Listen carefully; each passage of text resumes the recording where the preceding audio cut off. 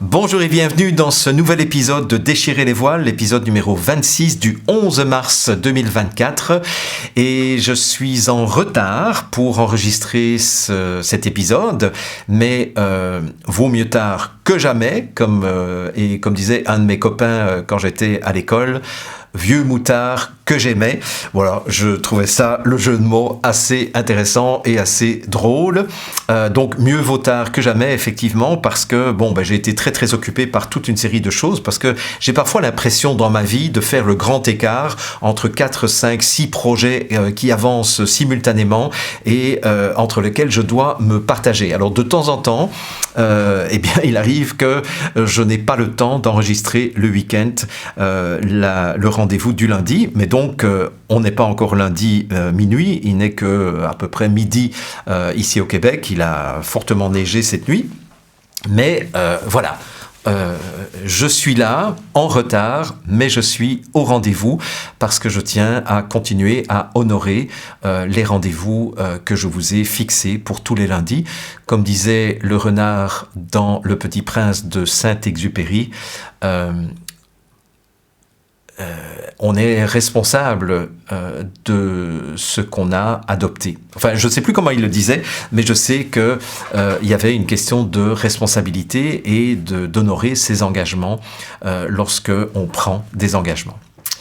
Alors, nous continuons dans l'exploration des failles que cette minuscule minorité de psychopathes criminels milliardaires utilise pour essayer de nous mettre en esclavage, pour essayer de nous manipuler, mais aussi des failles que monsieur et madame tout le monde peut exister. D'ailleurs, ce qui est intéressant dans l'évolution de vos commentaires, c'est que depuis peut-être 2 ou 3 semaines, vous commencez à dire « Oui, mais Jean-Jacques, tu nous donnes semaine après semaine des critères de repérage des jeux de pouvoir, mais en fait, je me rends compte que moi aussi, régulièrement, je suis coupable, entre guillemets, de tentatives de jeux de pouvoir. Je me rends compte que moi aussi, parfois, je ne prends pas responsabilité de ma réalité. Moi aussi, de temps en temps, je mets une distorsion entre le message explicite et le message implicite.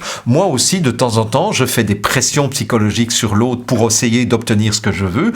Moi aussi, j'ai des projets, des attentes ou des intentions implicites vis-à-vis de l'autre. Donc finalement, je me rends compte que au départ, tu nous as décrit les comportements de A vis-à-vis de nous pour démontrer comment A peut avoir du pouvoir sur nous à travers le phénomène de complicité circulaire. Mais en fait, je me rends compte que moi aussi, je suis parfois à l'origine des tentatives de jeux de pouvoir, c'est-à-dire qui sont détectables à travers les 4 premiers critères que je vous avais donnés les semaines précédentes. Et je trouve ça intéressant parce que effectivement, c'est très souvent la découverte que les participants à mes séminaires faisaient, et dans les entreprises, c'était comme ça aussi que je vendais mes séminaires sur les jeux de pouvoir, parce que au début, ça c'est une petite anecdote, mais c'est très drôle, parce qu'au début, quand je rencontrais les responsables de formation, c'était au début de ma carrière, et que je leur disais, voilà, j'ai un séminaire sur les jeux de pouvoir qui, je pense, pourrait être très intéressant pour votre entreprise, parce que dans ce séminaire, je vais démontrer aux cadres et aux dirigeants de votre entreprise qu'ils sont, sans le savoir et sans le vouloir, manipulateurs et qu'ils exercent des jeux de pouvoir vis-à-vis de leurs collaborateurs, etc. Et donc, le but de ce séminaire, c'est de voir comment ne plus exercer le pouvoir en manipulant les collaborateurs et les collaboratrices de l'entreprise. Eh bien, jamais, je n'ai signé un seul contrat avec ces responsables de formation parce que ce que je leur disais faisait peur. Bon. Et puis un jour, je me suis dit, mais en fait, je m'y prends très mal. Et donc, mon discours a changé et la manière dont je vendais mon séminaire, c'est: est-ce que ça ne vous est jamais arrivé de constater que des collaborateurs et des collaboratrices avaient plus de pouvoir sur leur chef de service ou sur leur directeur que le contraire? Et là, le responsable de formation me dit « Ah oui, mais ça, c'est tout le temps chez nous. On est tout le temps victime des jeux de manipulation de la part de nos collaborateurs et collaboratrices qui font que finalement, les cadres et les dirigeants de cette entreprise sont en permanence obligés de faire un boulot que leur collaborateur leur a refilé. C'est-à-dire que nous sommes victimes, effectivement, de la délégation du bas vers le haut, c'est-à-dire où le collaborateur finit par refiler la patate chaude à son cadre, à son chef de service, à son directeur de département. Je dis, exactement. Et en fait, dans mon séminaire, je vais vous apprendre à repérer les tentatives de jeu de pouvoir de la part de vos collaborateurs et je vais vous enseigner une manière de désamorcer cela sans mettre en place une situation de contre-pouvoir. Et là, je signais tout de suite le contrat. Et effectivement, c'est comme ça que je commençais mon séminaire. Je faisais exactement ce que j'ai fait avec vous. Je montrais comment l'autre met en place une tentative de jeu de pouvoir qu'on peut repérer avec les 4 critères que je vous ai enseignés et comment il parvenait finalement à faire dire, à faire penser ou à faire ressentir quelque chose à son chef de service ou à son directeur sans en prendre la responsabilité. Et là, dans la première demi-journée de séminaire, tout le monde disait « Oui, effectivement, je confirme, mon collaborateur, encore la semaine dernière, m'a refilé un dossier qu'il aurait normalement dû faire et finalement, c'est moi qui me suis retrouvé à devoir faire. Donc, il a réussi, alors qu'il n'a pas le pouvoir hiérarchique, il a réussi à me faire son dossier à sa place parce qu'il a joué la victime, il a joué l'incompétent, etc., etc. » Sauf que lorsque vous commencez à découvrir la notion de complicité circulaire, c'est là où vous vous dites « Merde, si mon collaborateur a réussi à me faire le dossier à sa place, alors qu'il n'avait pas le pouvoir hiérarchique vis-à-vis de moi, c'est parce que tout simplement, j'ai été complice sans le vouloir et sans le savoir, parce que moi aussi, je n'ai pas pris responsabilité, j'étais dans la distorsion entre messages explicites, blablabla, etc., etc. » Eh ben, c'est exactement la même chose qui se passe pour vous et c'est très bien parce qu'en réalité, il n'y a pas de jugement à avoir. Vous savez, les jeux de pouvoir, et ça je m'en suis rendu compte, la plupart des jeux de pouvoir sont simplement des manques de savoir-dire parce que lorsque nous étions bébés, comme je vous l'ai expliqué, lorsque nous étions tout bébés, notre seule façon de satisfaire nos besoins, c'était de faire pression sur les adultes qui prenaient soin de nous, sur les adultes qui étaient responsables de notre survie, mais comme nous n'avions pas encore de mots pour nous exprimer. Vous savez, j'ai jamais vu un bébé de quelques jours dire « Maman, s'il te plaît, j'ai une demande explicite à te faire, j'aimerais que tu me nourrisses, j'aimerais que tu me donnes le sein, s'il te plaît, sinon je vais me sentir mal. » Hein? Non, on ne voit pas ça. Hein?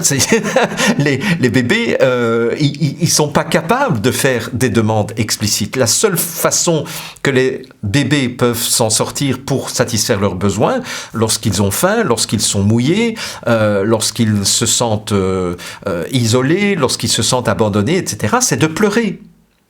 Et pleurer est une façon de faire pression sur la nourrice, sur la maman, sur l'éducateur, l'éducatrice, etc., pour obtenir satisfaction au niveau de ses besoins.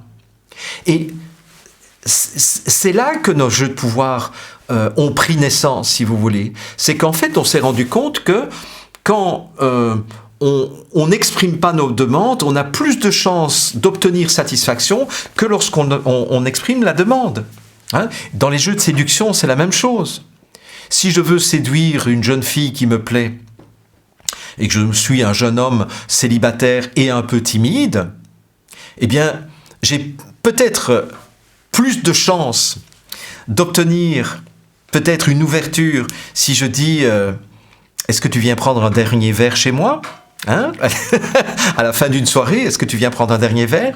Plutôt que de dire est-ce que tu voudrais coucher avec moi ce soir? C'est pas exactement la même, je dirais, la même démarche, si vous voulez. Et pourtant, c'est de cela dont j'ai envie. Je voudrais vraiment coucher avec elle. Sauf si je lui dis, est-ce que tu acceptes de coucher avec moi? Je vais peut-être la choquer. Et peut-être qu'elle va dire, non, où est-ce que tu vas là? On n'en est pas encore là dans notre relation. Je t'aime bien, mais bon. Par contre, si je lui dis, est-ce que tu viens prendre un dernier verre? Ben, la fille, elle sait très bien ce que ça pourrait vouloir dire, mais elle n'est pas encore tout à fait sûre. Et donc, je vais lui offrir un dernier verre. Je vais subtilement augmenter un petit peu le chauffage pour lui dire, écoute, mets-toi à l'aise, etc., etc. Hein? Et puis, peut-être que dans ma chambre à coucher, il y a des estampes japonaises. Alors, je vais lui dire, est-ce que je t'ai déjà montré mes estampes japonaises, ma collection d'estampes japonaises? Ah ben non. Tu veux la voir? Ah ben oui. Parce que là, donc, vous voyez, là aussi, c'est un jeu de pouvoir. Parce que il y a une distorsion entre le message explicite, c'est veux-tu voir mes estampes japonaises, et message implicite, c'est veux-tu aller dans la chambre, et parce que mon intention implicite, mon projet implicite, c'est de me coucher dans le lit avec elle, de la déshabiller et de passer une très belle nuit avec elle. En tout cas, c'est ce que j'espère. Et elle aussi, quand elle dit « je veux bien prendre un dernier verre », elle sait très bien qu'il y a peut-être anguille sous roche et peut-être qu'elle est passablement intéressée, mais elle n'est pas encore tout à fait sûre. Voyez? Donc, est-ce qu'un jeu de pouvoir en cela est négatif? Non, pas nécessairement. Ce qui devient destructeur dans un jeu de pouvoir, et je vais revenir aussi à la notion de clivage, parce que je n'ai pas été tout à fait clair la semaine dernière lorsque je vous ai parlé de clivage, mais ce qui est destructeur dans un jeu de pouvoir, ce n'est pas le fait qu'il y ait effectivement une distorsion entre le message explicite et le message implicite, etc. Ce qui est destructeur, c'est quand ce processus, ce stratagème est répété de façon systématique. C'est ça qui détruit une relation à moyen ou à long terme. Donc, si je dis une fois à table, « Oh tiens, il n'y a pas de sel à table, où est le sel, etc. » et que l'autre se lève et va chercher le sel à table, il ne va pas y avoir une destruction de la relation.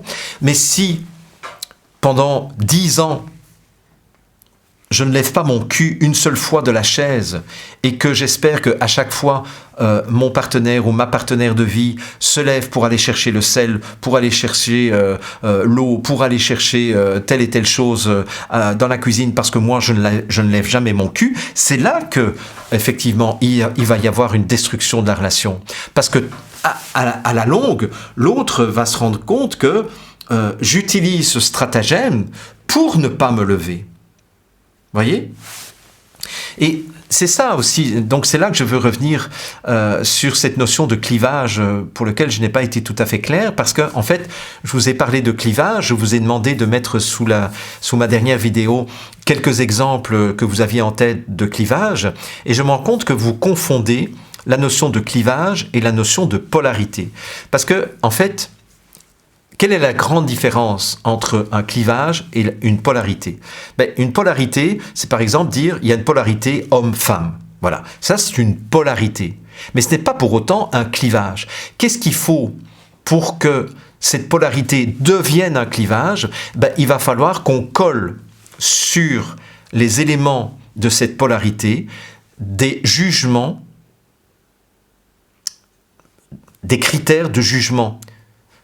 Un jugement négatif sur une polarité et un jugement positif sur l'autre polarité. C'est là où on entre dans le clivage. Donc, ceux et celles qui m'ont répondu en disant « Ah, je pense à la polarité, je pense au clivage homme-femme ». Non, ce n'est pas un clivage, c'est une polarité. Il y a la polarité homme, la polarité femme, la polarité masculine, la polarité féminine. Jusque-là, je dirais, il n'y a pas de problème. Je dirais même, on a besoin, le principe du vivant a besoin de polarité pour exister. Vous savez, notre corps n'existerait pas s'il n'y avait pas à l'intérieur de notre corps des charges positives électriquement et des charges négatives électriquement. Parce que s'il n'y avait pas de charges positives et négatives électriquement, eh bien, il n'y aurait pas de circulation de fluide au niveau du corps, il n'y aurait pas de réaction chimique, il n'y aurait pas d'échange entre le milieu intracellulaire et le milieu extracellulaire. Donc, on a besoin vitalement de ces polarités positives et négatives. Mais ça ne veut pas dire pour autant que la polarité positive est bien et la polarité négative est mal. En fait, c'est ça le grand malheur d'Adam et Ève. C'est qu'on leur défend de goûter aux fruits de la connaissance du bien et du mal. C'est-à-dire, on les protège, si vous voulez, de cette tendance que nous avons, nous les êtres humains, à coller des étiquettes. Ah, ça c'est bien, ça c'est mal. Quand est-ce qu'une polarité devient problématique et devient une faille pour ceux qui veulent exploiter cette faille? Eh bien, c'est à partir du moment où on va coller une étiquette en disant, par exemple, les hommes, c'est mal et les femmes, c'est bien. À partir de là, on vient de créer le début d'une guerre des sexes. Ou si on dit les femmes c'est mal et les hommes c'est bien, on vient de créer une guerre des sexes. Alors que si on reconnaît qu'il y a des polarités dont on a besoin, vous savez, c'est la même chose que pour une batterie électrique, une pile électrique. Heureusement qu'il y a des charges négatives d'un côté et des charges positives de l'autre, parce que sinon il n'y aurait pas de tension, il n'y aurait pas de différence de potentiel, et s'il n'y a pas de tension, il n'y a pas de mouvement. On ne peut pas créer un travail. C'est ça, les lois de l'électricité que j'ai étudiées en tant que physicien, c'est que, effectivement, je me suis rendu compte que s'il n'y a pas de tension, qu'on exprime en voltage, s'il n'y a pas de tension, il n'y a pas de travail qui peut être fourni. Et donc, s'il n'y avait pas de polarité positive et négative, c'est-à-dire s'il n'y a pas des protons d'un côté et des électrons de l'autre, eh bien, je ne pourrais pas faire fonctionner ma caméra, je ne pourrais pas faire fonctionner mes éclairages, je ne pourrais pas monter cette vidéo et vous ne pourriez pas regarder cela sur votre ordinateur parce qu'il n'existerait pas de courant, il n'existerait pas de, de possibilité de communiquer entre nous. Et de toute façon, s'il n'y avait même pas cette polarité positive et négative, notre corps n'aurait jamais existé et nous ne pourrions pas vivre parce que la vie, elle est faite justement de tensions. Ce sont des tensions créatrices, d'accord ? Donc, c'est là où je pense que je n'ai pas été suffisamment précis dans mon exposé de la semaine dernière, c'est que le clivage consiste à coller de façon systématique des étiquettes sur chaque élément d'une polarité. Il y a une polarité qui est positive, il y a une polarité qui est négative. Et donc on va dire, le mariage c'est bien, le divorce c'est mal. J'en sais rien, parce que parfois le divorce, c'est la meilleure chose qui puisse arriver à certaines personnes, et le mariage c'est la pire des choses qui puissent arriver à quelqu'un. Donc, est-ce un bien, est-ce un mal, comme disait le vieux fermier chinois dont je vous ai déjà raconté l'histoire? Je n'en sais rien puisque je ne connais pas la fin de l'histoire. J'ai connu des gens qui ont été licenciés d'une entreprise. Certains se sont suicidés parce que pour eux c'était la fin du monde et d'autres ont fait une fête extraordinaire parce qu'enfin ils étaient libérés d'être salariés et ils en ont profité grâce à l'indemnité de rupture qu'on leur a donnée au moment où on les a licenciés. Ça leur a permis de lancer leur entreprise. Est-ce un bien? Est-ce un mal d'être licencié? On n'en sait rien. On ne connaît pas la fin de l'histoire. Est-ce un bien? Est-ce un mal d'être un homme ou d'être une femme? On n'en sait rien. Vous voyez ce que je veux dire? Mais pourquoi est-ce que c'est une faille de mettre des jugements? C'est parce qu'à partir du moment où on colle des jugements positifs et négatifs sur des événements ou sur des perspectives d'événements, eh bien c'est là qu'on va tomber dans la peur. Et c'est la faille dont je voulais vous parler aujourd'hui. C'est la peur, qui est une autre faille majeure. Donc la semaine dernière, je vous disais, une des failles qui nous rend manipulables, c'est le fait que nous tombons tout le temps dans le piège du clivage, où nous disons la gauche c'est bien, la droite c'est pas bien, ou la droite c'est bien et la gauche c'est pas bien, etc. Mais ici, une autre faille qui est peut-être encore plus fondamentale et qui fait le lit de tous les jeux de pouvoir, c'est la peur. Et dans mon livre « Relations et jeux de pouvoir », j'ai consacré un chapitre complet, c'était le 2e chapitre, sur... alors ce 2e chapitre s'appelait, d'ailleurs, alors je ne sais même plus, « Comprendre l'origine inconsciente des jeux de pouvoir ». Voilà. Et je vous assure que de tous les livres que j'ai écrits, le 2e chapitre de ce livre, Relations et jeux de pouvoir, qui s'intitulait au départ de l'amour du pouvoir à la puissance de l'amour, eh bien, je dirais que c'est ce 2e chapitre qui a été le plus souffrant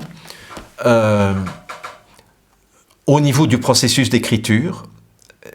J'ai plongé pendant l'écriture de ce chapitre dans des abîmes de désespoir parce que je sentais qu'il y avait des choses fondamentales auxquelles je devais accéder et je ne trouvais pas les mots pour...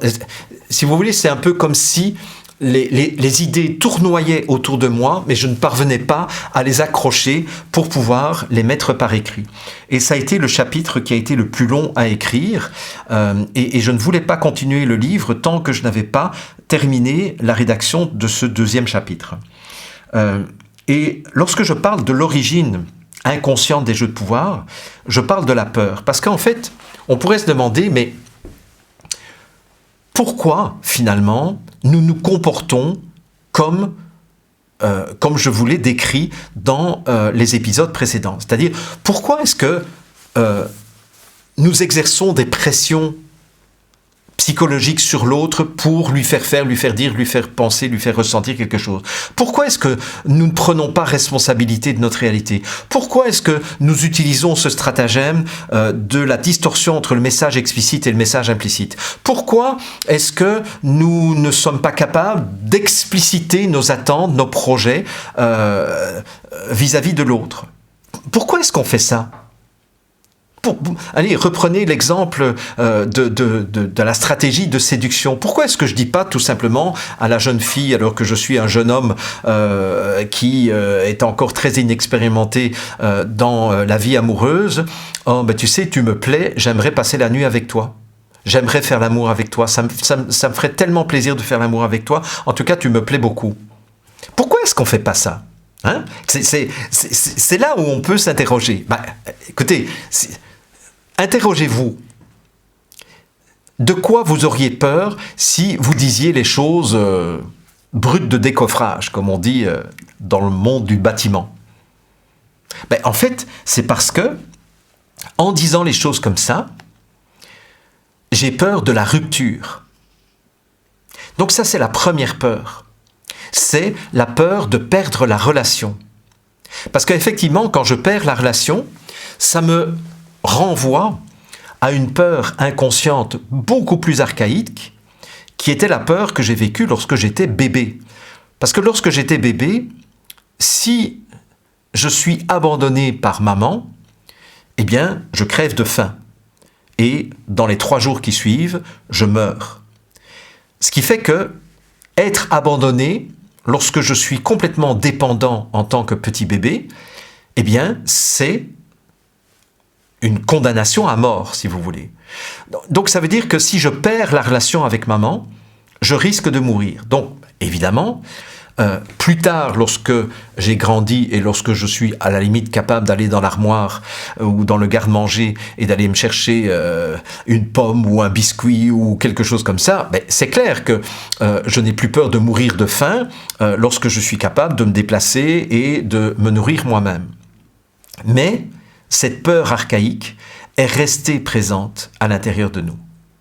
Et donc, la première raison pour laquelle, et c'est pas la seule, hein, mais la première raison, la plus superficielle pour laquelle on exerce des tentatives de jeu de pouvoir ou pour laquelle on devient complice de l'autre en alimentant finalement sa tentative de jeu de pouvoir et en transformant la tentative de jeu de pouvoir en jeu de pouvoir, c'est parce que nous avons peur de perdre la relation. Et mettez la vidéo en pause si vous voulez, mais réfléchissez au moment où vous avez effectivement été complice d'une tentative de jeu de pouvoir, où vous-même, vous avez mis en place les 4 premiers critères d'une tentative de jeu de pouvoir. Très souvent, vous allez voir que si vous avez fait ça, si vous avez agi comme ça, c'est parce que faire autrement vous aurait fait courir le risque de perdre la relation. Ça va ? Mais si on va un peu plus loin, allez, je vais continuer à prendre l'exemple de la stratégie de séduction. Parce que, vous voyez, une stratégie de séduction, c'est pas ce qui nous vient tout de suite en tête comme étant l'exemple le plus manifeste d'un jeu de pouvoir. Parce qu'on colle l'étiquette négatif à un jeu de pouvoir. Vous voyez, c'est de nouveau cette tendance à juger négativement les jeux de pouvoir. Alors que pour moi, un jeu de pouvoir n'est pas nécessairement négatif. C'est lorsqu'il se répète qu'il devient destructeur. Mais c'est pas nécessairement négatif en soi. Parce qu'il peut même y avoir une certaine élégance à dire est-ce que tu viens prendre un dernier verre ? Mais si je dis à la jeune fille est-ce que tu viens chez moi, j'aimerais faire l'amour avec toi, hein, j'aimerais coucher avec toi. Et si la jeune fille me répond en me flanquant une gifle et en disant « Oh, je ne suis pas celle que vous croyez !» Eh bien là, non seulement je vais perdre la relation, mais je risque aussi de perdre la face. C'est-à-dire, j'ai peur de découvrir les ombres qui sont à l'intérieur de moi, et en me disant je suis pas très fier de moi là, hein, t'es un gros dégueulasse mon vieux. Voyez ? Donc derrière la peur de perdre la relation, il y a la peur aussi de perdre la face. Mais si j'accepte à la limite de perdre la face, il va y avoir une peur encore plus profonde. Et tout ça, je l'explique évidemment dans le 2e chapitre de ce livre. Cette peur encore plus profonde, c'est la peur de me remettre en question, la peur du changement. C'est-à-dire si je découvre que, oups, je pensais être quelqu'un de plus gentleman que ça. Je pensais être quelqu'un de plus poli que cela. Ouh là là, mais alors il va falloir que je change ma façon d'être. Il va falloir que je change ma façon de me comporter avec l'autre. C'est-à-dire que là, je vais être confronté avec la peur du changement. Et ce que j'explique dans le livre, c'est que pourquoi est-ce que nous avons tous inconsciemment peur du changement ? C'est parce que, de nouveau, il faut revenir à la toute petite enfance et au fait que notre naissance a été le tout premier changement que nous ayons vécu. Hein ? On peut même dire que c'est un changement radical. Parce que il y avait un avant la naissance et un après la naissance. Avant la naissance, nous étions nourris, blanchis, chauffés, bercés, logés, 24 heures sur 24, 7 jours sur 7. C'était le grand luxe. Et puis tout à coup, alors qu'on n'a rien fait, boum, on est chassé du paradis terrestre. Et là, je reviens à nouveau au mythe de création du monde. Et j'aurai l'occasion de vous parler un jour des mythes de création du monde parce que certains d'entre vous ont cru que parce que je dis que le livre de la Genèse est un mythe de création du monde, ce que je continue à prétendre, mais certains d'entre vous ont cru que je n'étais pas croyant. Ça n'a absolument rien à voir. On peut reconnaître qu'un écrit est un mythe, d'ailleurs qui est emprunté non pas à la tradition hébraïque, mais est emprunté à d'autres récits qui étaient bien plus anciens que les récits hébraïques. Donc ce sont des écrits qui viennent de la Mésopotamie, entre autres, etc. Mais bon, peu importe, je ne vais pas rentrer là-dedans. Mais je suis donc, moi, le fœtus, je suis chassé du paradis terrestre, où je n'avais pas à m'emmerder pour travailler la terre, pour gagner mon pain à la sueur de mon front, etc. J'étais nourri en permanence. Et là, tout à coup, je suis chassé de la matrice maternelle et donc je suis chassé à l'extérieur. Et là, tout à coup, j'ai faim plusieurs fois par jour, j'ai froid, j'ai chaud, je suis en contact, je suis abandonné parce qu'on m'abandonne dans mon berceau plusieurs fois par jour, etc.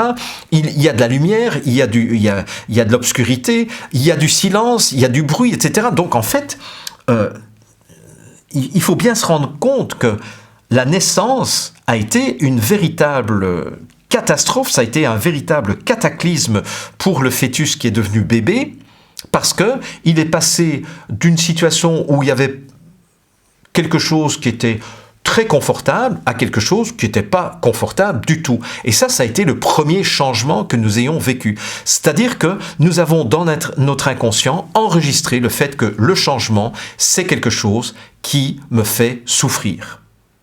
Le changement égale souffrance. Ce qui fait que nous allons passer notre vie entière à lutter contre l'angoisse du changement.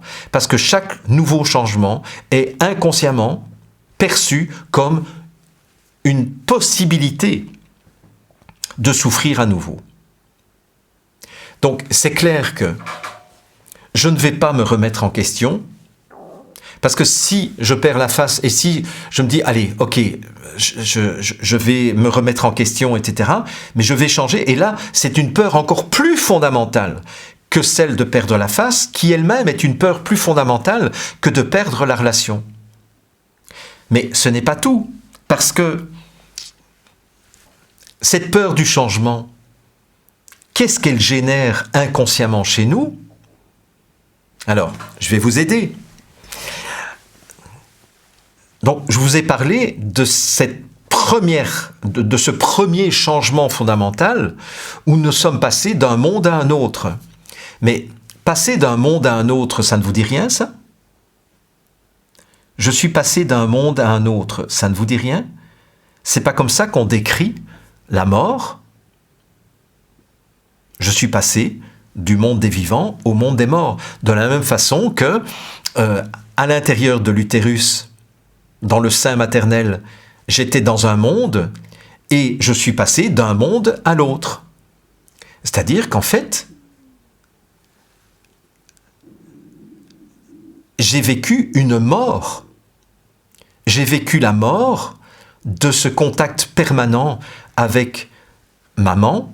J'ai vécu cette mort parce que j'ai perdu le contact permanent avec ce qui me nourrissait. C'est exactement ce qui est décrit dans le livre de la Genèse, je vous signale. Et ce qui est écrit aussi dans tous les autres mythes de création du monde. Au début des temps, il y avait le premier homme et la première femme qui étaient nourris en permanence. Ils étaient nus, bah oui, évidemment, les fœtus, ils sont nus dans le ventre de la maman, et ils ne doivent faire aucun effort pour être nourris. Et ils étaient enveloppés. Il y a des mythes de création du monde où on dit que la voûte céleste était à portée de main. Et il suffisait aux premiers hommes et au premier homme et à la première femme de simplement lever la main pour aller se nourrir. Et à un moment donné, parce qu'ils ont fait une faute, le firmament, la voûte céleste, s'est retiré hors de portée de main, et là, on a dû se baisser vers la terre pour commencer à cultiver la terre et pour se nourrir à la sueur de son front. Donc, ce n'est pas, je dirais, une exclusivité du récit de la Genèse, c'est quelque chose qu'on retrouve dans tous les mythes de création du monde. Voilà. Mais donc, je reviens, ce qui fait que, le passage du monde intra-utérin au passage vers le monde extra-utérin, c'est une mort. De la même façon que nous allons interpréter le passage du monde incarné au monde désincarné, c'est-à-dire nous allons passer de vie à trépas. Mais donc, vous vous rendez compte que ce qui verrouille les jeux de pouvoir, évidemment, je vais très vite là, hein. Bon, c'est tout un chapitre de presque 100 pages, 75 pages, mais ce qui verrouille encore plus fondamentalement les jeux de pouvoir, c'est la peur de mourir. Donc vous voyez, on est loin de la peur de perdre la relation. Ben, quoique perdre la relation, ça veut aussi dire mourir de faim. Donc vous voyez, il y a quelque chose qui va de plus en plus profondément. Il y a la peur de perdre la relation, mais qui est moins grave que la peur de perdre la face, qui est encore moins grave que la peur du changement, mais cette peur du changement est encore moins grave que la peur de mourir. Mais cette peur de mourir elle-même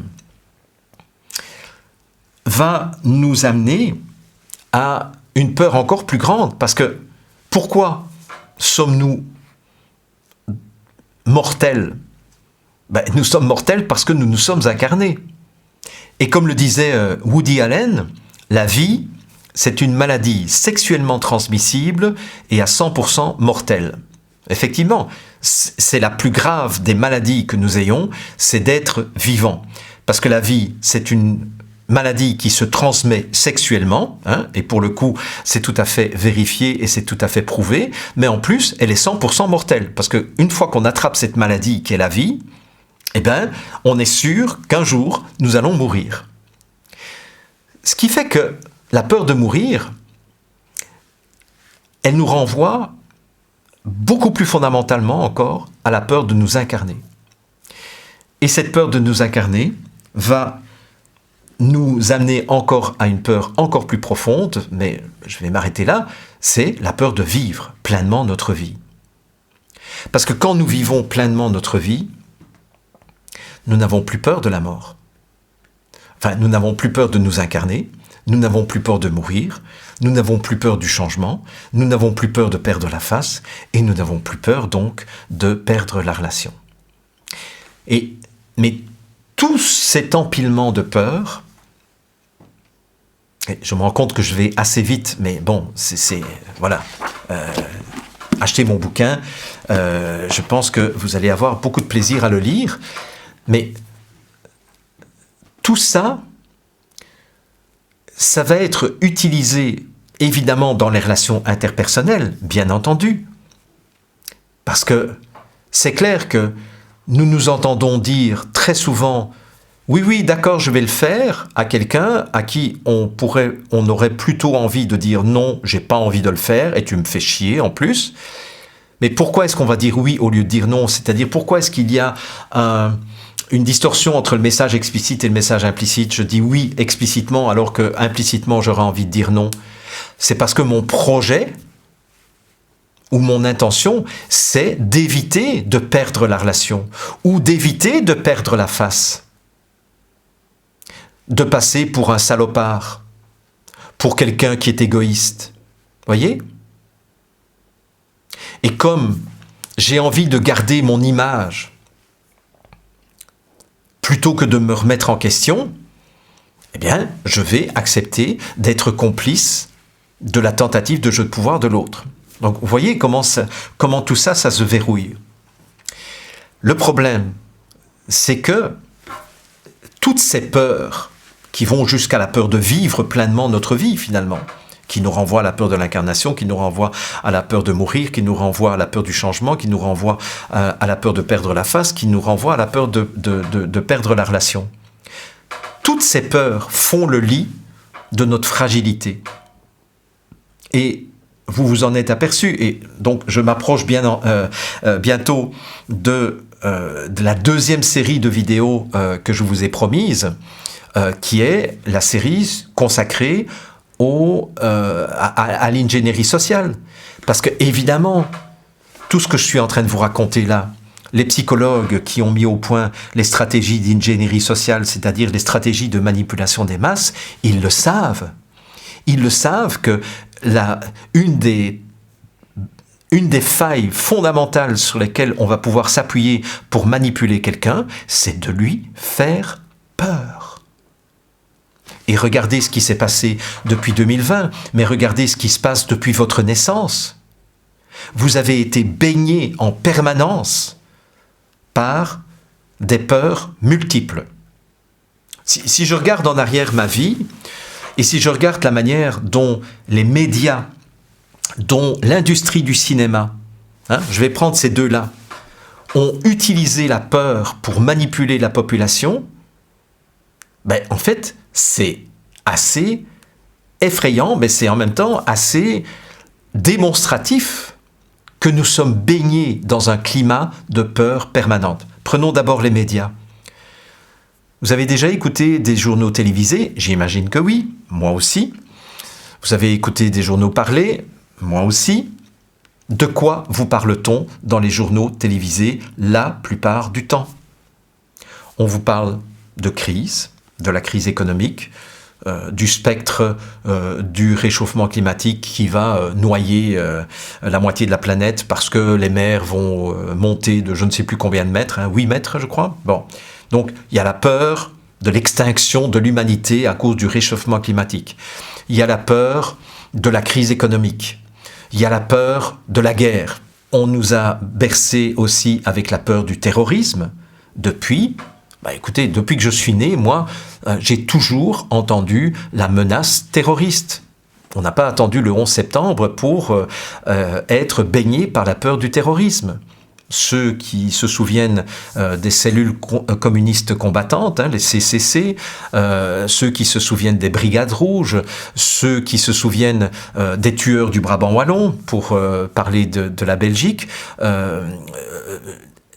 les attentats, les premiers attentats du World Trade Center, les attentats du World Trade Center, etc., les attentats de Madrid, les attentats de Paris, les attentats de Londres, les attentats à l'aéroport de Bruxelles, etc. Écoutez, ça n'arrête pas. Et quand on se rend compte que pratiquement tous ces attentats ont été perpétrés par les gouvernements eux-mêmes pour maintenir la population en esclavage et maintenir la population sous contrôle, là, ça fait réfléchir, vous voyez.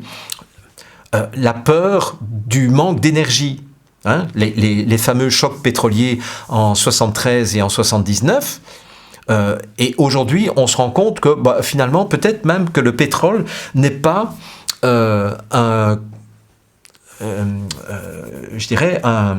élément fossile, et qu'il y a une régénération permanente de ce que nous appelons le pétrole.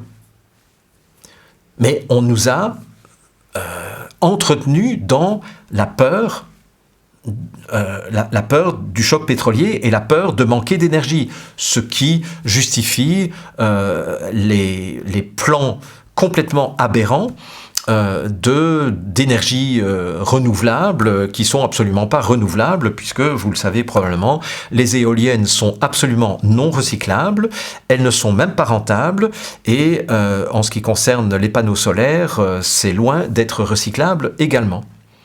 On nous a bassiné aussi avec la peur du chômage, la peur de la faim, enfin ça n'arrête pas. Et alors, vous avez aussi l'industrie du cinéma qui nous entretiennent dans la peur des virus, la peur, oui, évidemment, ça j'ai oublié de vous dire, mais depuis 2020, on nous a fait peur avec les virus. Mais bon, déjà en 2009, on nous faisait peur avec le spectre de la grippe espagnole, etc., etc. La peur des extraterrestres, la peur de la fin du monde, la peur de la guerre nucléaire, etc., etc. Donc en fait, en permanence, on nous manipule en agissant sur la peur. Donc,